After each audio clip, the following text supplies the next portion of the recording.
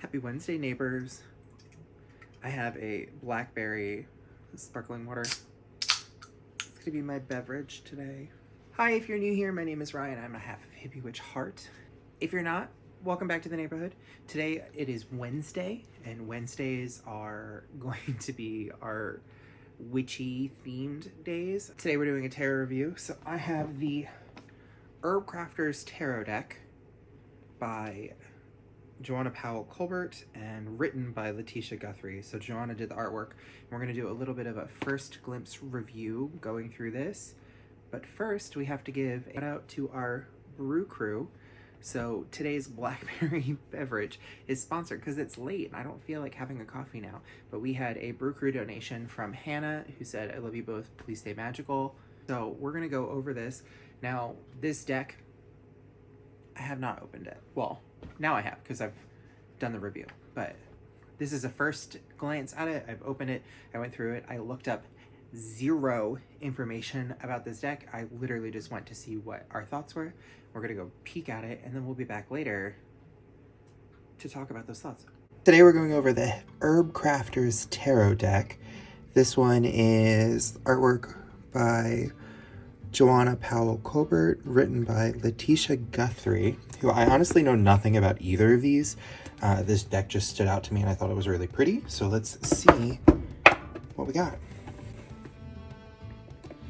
This is completely unopened. I bought it from a little shop in Long Beach. To be quite honest, I probably won't go back to that shop. I just wasn't a huge fan of what they had, but they did have some really cool tarot decks that I hadn't seen. This one included, and I think this one I paid, it was like $26, something like that.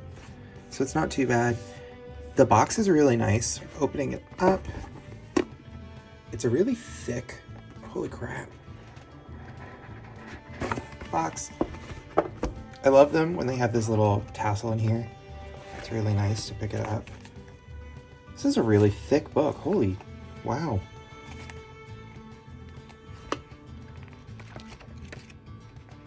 It's not colored or anything, which is fine, but it has all of the dedications and whatnot written on it, and then it has each one broken down. This is really cool. Each one has a little quote in it, and it has the description of the image, crafting with that. This is really nice. It has extra like stuff in it. So right now I'm looking at the lovers, which is Hawthorn, which we'll see when we open it, but it has a description of what the image looks like, what it represents, what the plant itself represents, and then down here it's how to use it in your actual practice. So for the lovers, you create a hawthorn flower and berry elixir to drink to welcome the beloved into your heart. And then it has little like meditations.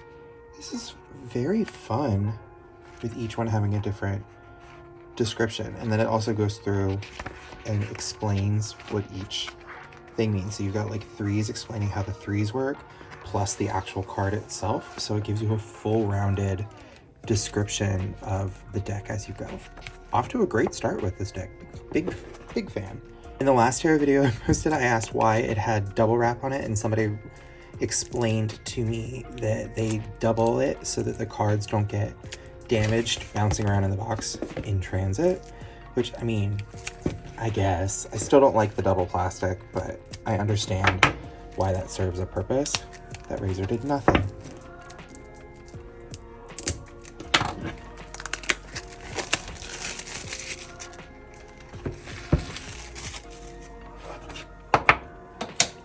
I mean, let's get into it. This is really pretty to start with. Like, look at the backgrounds on this.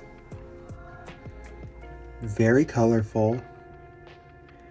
Really cool to see. It's got little tincture bottles on it, some butterflies, lots of different types of florals and botanicals in there. They really went all in on all of this.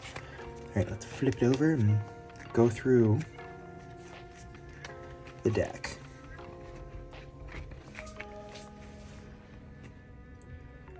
Very vibrant. So the Fool is dandelion. They're pretty thick too, like it's a pretty decent card size.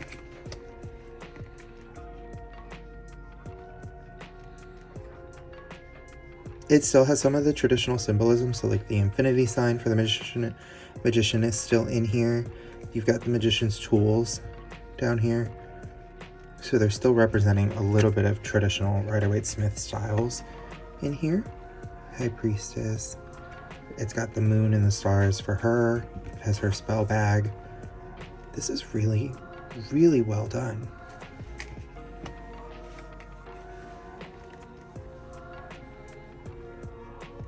They're so pretty. And this one, you can tell, is a very feminine inspired image. If you go to the Emperor.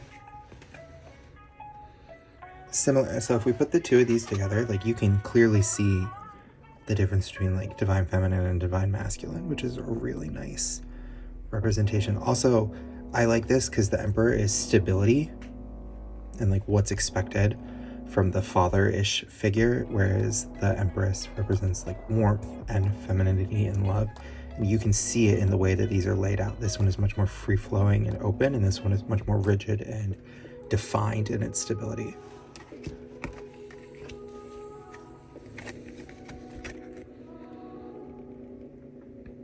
These are so cool looking. Is that a little... Yeah. These designs are so interesting. And it seems kind of cultural as well. Like the images are a broad variety of different herbalist tools and uses. This is the Hawthorne lovers that we saw earlier. Again, you can see the difference in the two and the union between them and the comparison. This, I feel like, would be a learning curve deck to go with it, because it doesn't have the people, it doesn't have the traditional images, it has some of the symbolism in it.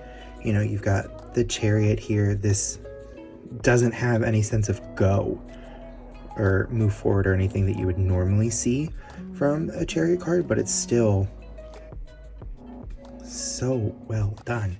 I love the colors and how vibrant all of these are.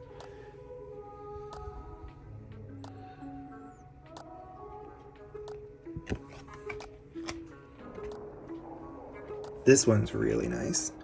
I love the Hermit card. I think it's a very useful tarot card, and this still has the light in it that you are used to seeing from the lantern from the Hermit. And it without using the traditional or the standard images, it's still giving you that same evocation of emotion, and I'm a very big fan of this. I feel like this is a deck that I'm going to read the book and use over and over, just because of not only the tarot background, but the herbal use as well.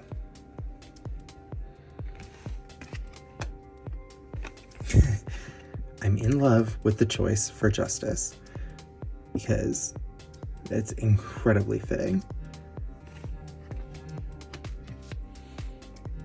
These are so smart.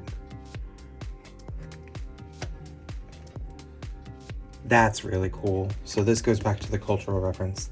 As I said, Dia de los Muertos is known for marigolds and for the monarch butterfly and then the sugar skull. And so using that and evoking the same representation here as they would do in that festival, and still being culturally and just visually stunning is really impressive. I like the way the artist went for this.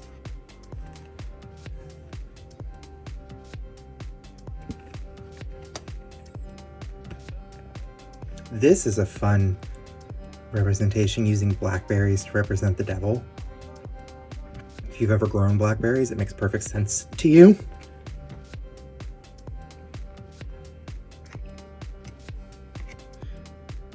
That's a cool representation of the tower. I love the tower. It's one of my favorite cards, and I think that this takes away some of the fear that people associate with it, and they're scared to work with the tower or read the tower because it means ruin and, you know, starting things over in abrupt stops. But this, I think, shows a really cool representation, especially with mushrooms, because they grow out of death.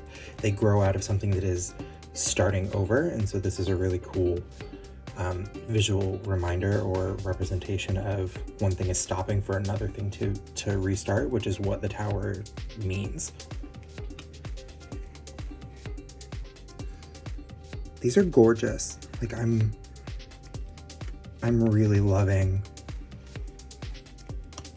is St. John's Wort. Everybody loves it, everybody uses it, so having this as the sun is a great representation. This is just a very smart deck.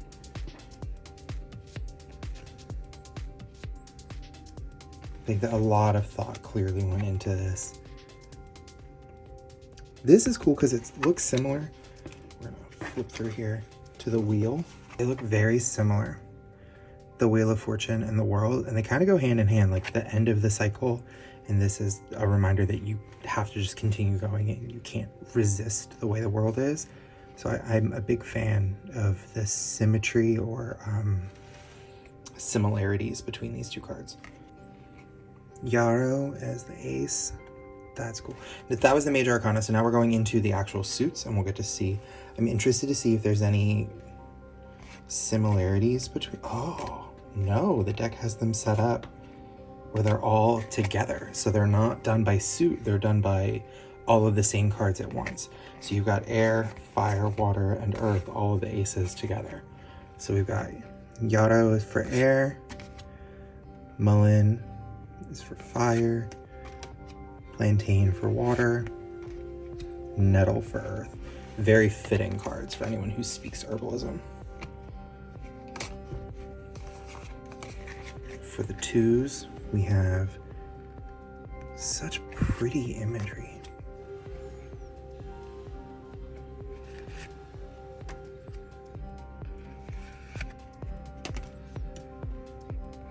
And I like that they're showing a variety of seasons in the cards too. Like they're not just plants throughout one time period, it's ranging. There's different images in all of them. The artist really did a fabulous job with this deck. This may be one of my favorite visual decks so far.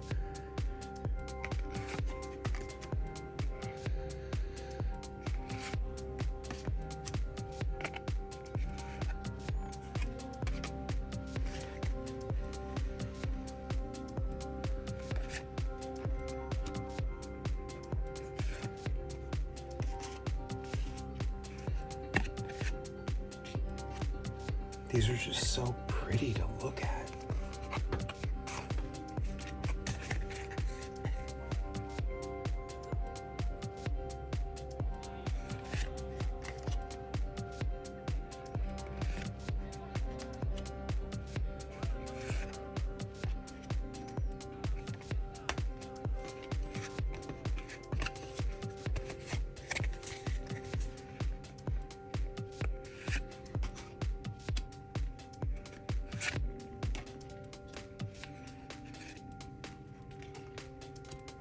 I really like that they're all kind of going through the seasons together. Like if you look at all of them, they look like they're different seasons each. So you've got fall, summer, spring, winter, all depicted within one thing. So for each set, I wanted to see if it does it for the rest of them as well. Like there's just notes or hints to what's going on there. So let's see if it's the same in these four.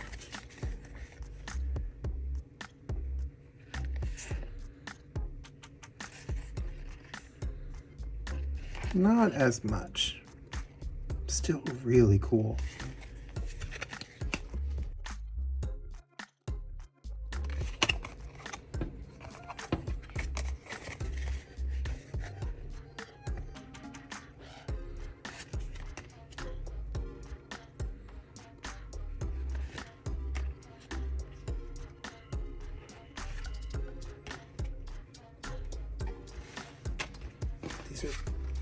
This is so much. This is the prettiest deck I've ever seen.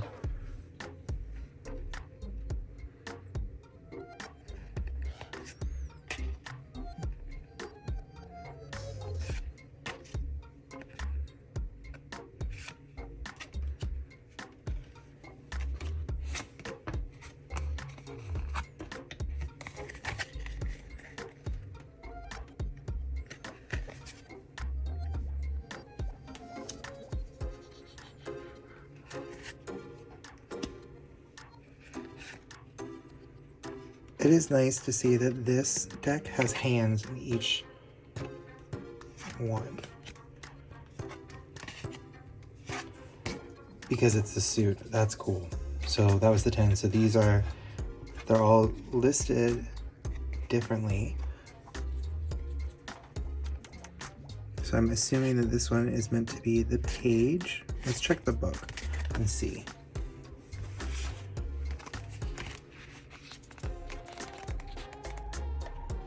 Yeah. So children's medicine is how they have it depicted in here. Cards represent children's medicine that can be safely used by all. And then they correspond to the pages in the traditional deck. This is a really interesting way to define the cards. I really like how they've done it. So if we go through those, and then we'll go into the knights, which they are referring to is the warriors. Okay. Abuelitas. Madres for mothers, which would be the queen. And healers for kings instead. Curanderas, which I guess makes sense with the Herbcrafter. Yeah. So these ones all have hands in them. They all have people in them for you to see.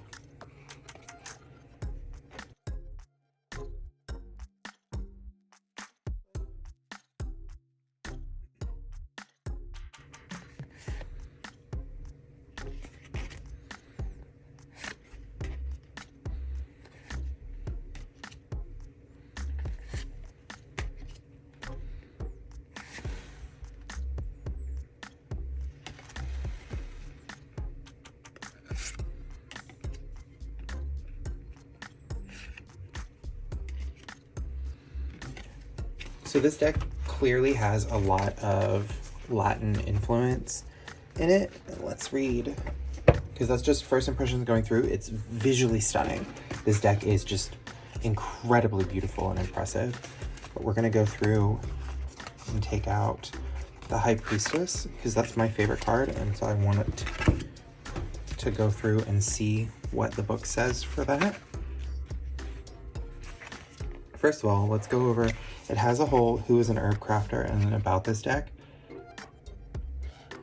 It explains the major arcana and the minor arcana, and then it has them suited, like based on their suit, and it changed. They don't list the traditionals. Everything is done by element here, which didn't even occur to me because I'm so used to seeing that. So instead of doing the traditional cups, pentacles, swords, wands, it's corresponding to what that element is. So swords is air, wands are fire, cups are water, pentacles are earth, which is what they're commonly used for when you're reading anyway. Here that the tools of the Herbcrafter are used in them. So the bowlines for air, mortar and pestles for fire, kettles for water, and baskets for earth. And then the skills required from them. So learning, creating, nourishing, and giving. And then they have everyday activities. She stands outside the frame that we experience from her life. So this is done from a woman's perspective, which is interesting because I feel, although there's a lot of femininity in the way the cards are drawn, it didn't read as gendered to me. Like the cards themselves still have the associations, but I wouldn't have immediately assumed that it was from a woman's perspective. But I love it. I think it's really interesting. It says they chose the herbs for each suit according to how their medicine is acquired. So air is from noticing and observing the plants. Fire celebrates the alchemy of herbcraft, making things and creating tinctures and potions. Water emphasizes water-based medicine, so baths and teas. And then earth features plants that are used to make legacy tools, so baskets and fiber arts. Each number corresponds with how they contribute to the ecosystem. So dooryard herbs and weeds, plants that attract pollinators, easy to grow, borders and hedges, endangered or threatened, abundantly producing, ancient trees, root medicine, fruit trees, cover crops. This is such an education-based book. It has all their correspondence and everything listed in it. This is so cool. Oh, this is recent. Spring Equinox 2018. It is 2023 when I'm filming this. That's a very recent deck. And then it goes through each one and explains, as we talked about, crafting with them. So High Priestess is mugwort. It has their species name as well, or their scientific name. Follow the fragrance of mystery, awaken ancient memory, divine message in dreams and visions. So it's a short like description of the card. This is a description of what the card should represent to you when you're reading it, like how they interpreted it. And then it goes into explain how mugwort ties into that.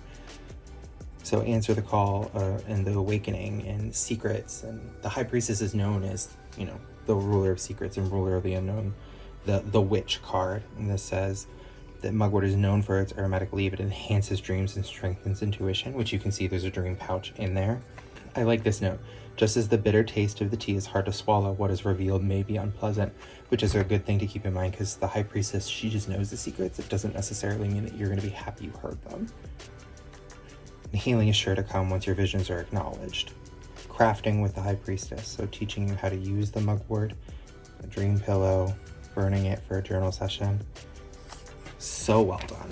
Like, I'm super impressed with this. The back of the book is a little using the deck tutorial. So it explains the proponents of how the deck works with intuitive approach to divination. A card a day is recommended to get to know your deck. There's an example of how to ask the questions and building the story of before and after each moment of the card. And then it has a little thing about the science between the herbs, which I really appreciate because as someone who deals with botanicals and does apothecary work and herb crafting, it's really important to understand the metaphysical benefits of something as well as the scientific benefits of it. And I feel like this description joins the two of them beautifully. Like, we always tell people that you use mint for headaches, you use lavender to help sleep, and you use polio vaccines for polio. We're pro-science, and there can be a mold and a mesh between the two. One of my favorite phrases, as I've said many times on this channel, is that magic at the highest form is science at the highest form is indistinguishable from magic. And that is what we want to achieve with our practice. And this teaches you that. It literally has a section that says learn the science that helps you understand that, tells you where to seek them in nature, how to do so. Before turning any spiritual definitions, learn about the ecology of the plant, how the herb behaves in nature, gives us insight into the medicine and holds both physically and spiritually. Tells you how to create with the plants, how to honor their stories, and how to read the reversals, which is just so smart. This deck really gives you everything you need. If you don't know anything about tarot, you could start with this and read with it because it's so incredibly well done. But for those that are beginners in tarot and trying to move away from the traditional Rider-Waite-Smith descriptions, I think this is a really good way to do it because it's so detailed and everything, and they give you so much information to help you learn and interpret your own personal way and like through tarot yourself. Like, you're telling a story by yourself instead of relying on this is what this card absolutely means. This gives you the tools to make yourself a better reader. This is probably the best deck I've ever purchased. I'm very, very pleased with this. Suggested activities for you to further connect with them. How to make elixirs, flower essence, honey. There's so many different herbal combinations in here and things that you can make, and it shows you how to do them, and it gives you little basic recipes for it.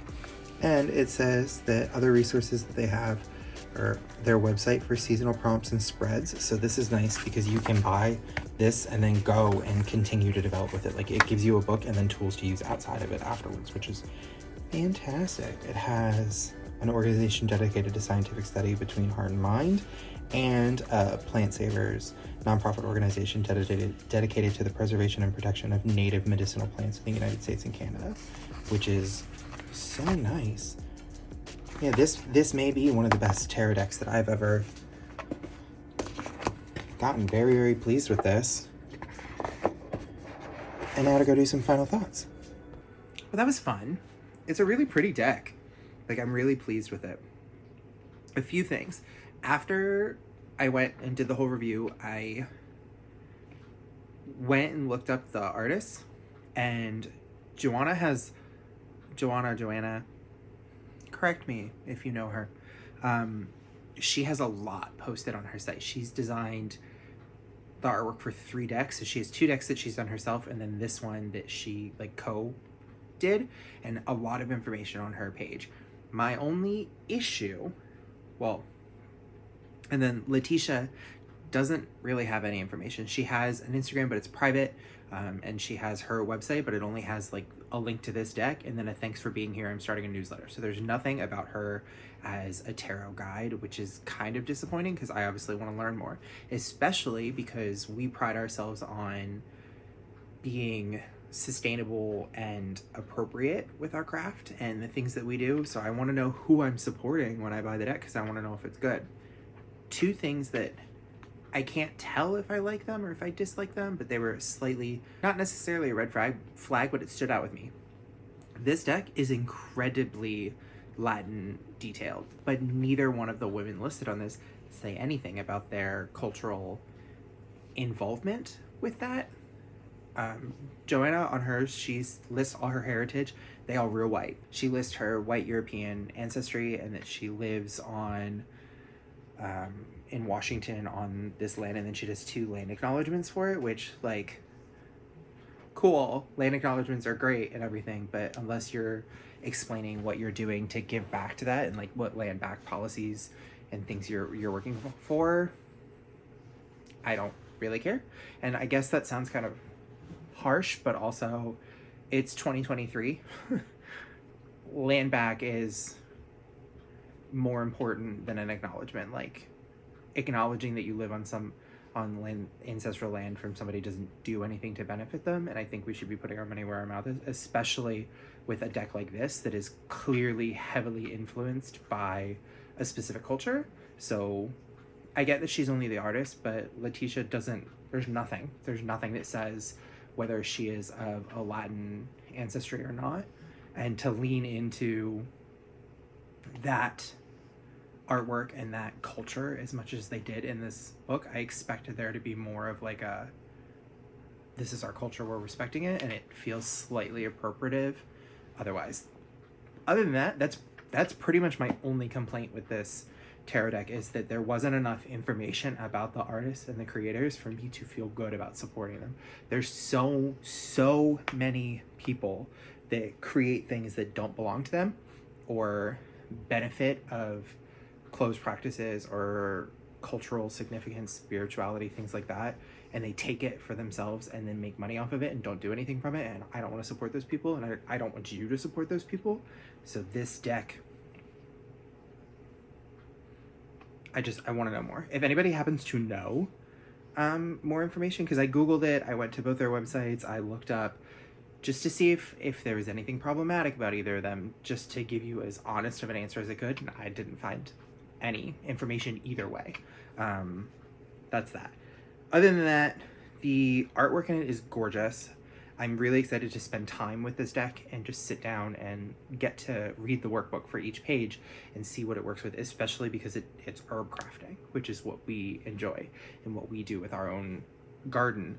So being able to see how they describe things and how we connect with that is something that I'm really looking forward to, and I'm obviously going to have to come give a future update on how that goes.